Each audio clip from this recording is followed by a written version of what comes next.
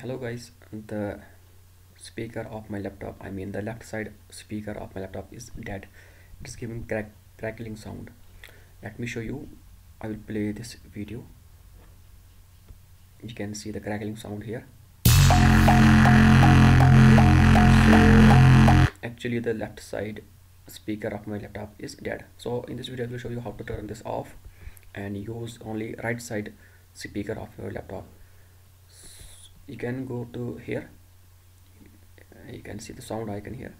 Right click here, then click on open sound settings.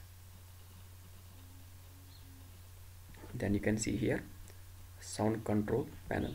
Click on it. It will open this dialog box here.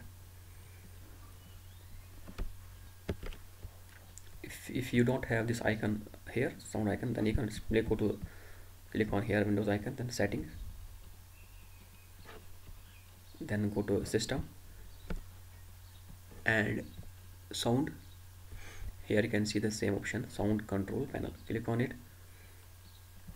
then double click on it, go to levels.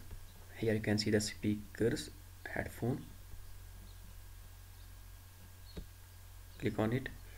You can turn this off and press OK.